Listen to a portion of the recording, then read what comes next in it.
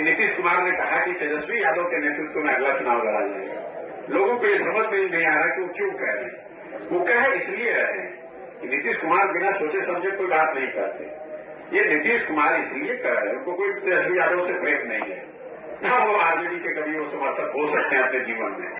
नमस्कार, आप देख रहे हैं न्यूज फॉर नेशन और मैं स्वाति पांडे आपके साथ। सूबे के मुखिया यानी मुख्यमंत्री नीतीश कुमार तो ना ही तेजस्वी यादव से प्यार करते हैं और ना ही वो आरजेडी के समर्थक हैं। वो सिर्फ 2025 में अपनी कुर्सी नहीं खोना चाहते हैं, इसीलिए वो जाकर के आरजेडी के गोद में बैठ चुके हैं। के प्रसिद्ध चुनावी रणनीतिकार प्रशांत किशोर अपने पदयात्रा पर हैं, यानी जनसुराज पदयात्रा पर हैं, जिसके तहत वो लगातार बिहार के अलग अलग जिलों में घूम रहे हैं, अलग अलग प्रखंडों में, गांवों में घूम रहे हैं और लगातार सीएम नीतीश कुमार के ऊपर हमलावर होते नजर आते हैं। नीतीश कुमार और बिहार सरकार की नीतियों पर सवाल खड़े करते नजर आते हैं। ऐसे में एक बार फिर से प्रशांत किशोर ने नीतीश कुमार को घेरा है, साथ ही साथ नीतीश कुमार की नीतियों पर भी उन्होंने सवाल खड़ा कर दिया है। कहा है कि नीतीश कुमार ना ही तो तेजस्वी यादव से प्यार करते हैं और ना ही वो राजद यानी लालू प्रसाद यादव के समर्थक है। वो सिर्फ अपना कुर्सी से प्यार करते हैं, वो सिर्फ अपनी राजनीतिक रोटियां सेकना चाहते हैं, इसीलिए वो जाकर राजद के गोदी में बैठ गए हैं।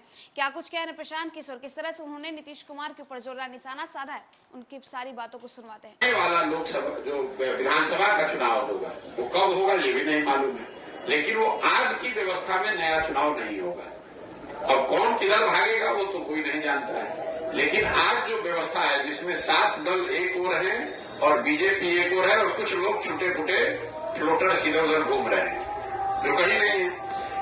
अगले विधानसभा से पहले आप देखेंगे इसमें आमूलचूल परिवर्तन आएगा, बड़ा परिवर्तन आएगा और उसी की छोटी मोटी झांकी आपको दिख रही है। ये तो व्यक्तिगत खींचतान लड़ाई, क्योंकि ये कॉन्ट्रडिक्शन इसमें इतना है।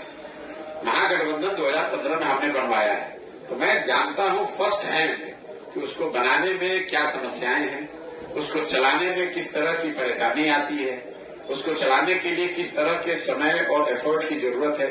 वो 3 दलों का महागठबंधन था, आपने अभी 7 दलों का महागठबंधन बनाया है। नीतीश कुमार ने महागठबंधन क्यों बनाया है इसको आप समझ लीजिए। इसकी 2 वजह, एक कि उनको ये इल्म है था, मुझे मार्च में मिले दिल्ली में, मैं आपको बता ही दे रहा हूं, पहले भी बताता रहा हूं लोगों को। मार्च में दिल्ली में मिले तभी बताया कि हम महागठबंधन बनाएंगे, आप आइए हमारे साथ। तभी दिल्ली में आकर मेरे से मिले, 3-4 घंटे मिले। उनको ये पता था या पता है कि अगर उस व्यवस्था में वो रहते तो 2024 में लोकसभा चुनाव जीतने के बाद सबसे पहले भाजपा उनको हटाती और ये कहती कि अब हमारा मुख्यमंत्री होगा, क्योंकि भाजपा की मजबूरी लोकसभा चुनाव होता है। लोकसभा चुनाव में एक बार एमपी जीत कर आ गए तो उसके बाद उनकी सरकार दिल्ली में बन जाएगी, जिनको हटा देता। तो नीतीश कुमार ने उसको प्री एम्प्ट करके महागठबंधन की व्यवस्था बना ली कि कम से कम 25 तक जो सिक्योर हो गया उनकी नजर में। ये पहली व्यवस्था है। दूसरी जो आप लोग ये सुनते हैं, रोज पत्रकार हल्ला मचाते हैं कि नीतीश कुमार ने कहा कि तेजस्वी यादव के नेतृत्व में अगला चुनाव लड़ा जाएगा। लोगों को ये समझ में नहीं आ रहा कि वो क्यों कह रहे हैं। वो कह इसलिए रहे हैं कि नीतीश कुमार बिना सोचे समझे कोई बात नहीं करते। ये नीतीश कुमार इसलिए कह रहे हैं, उनको कोई तेजस्वी यादव से प्रेम नहीं है, ना वो आरजेडी के कभी वो समर्थक हो सकते हैं अपने जीवन में।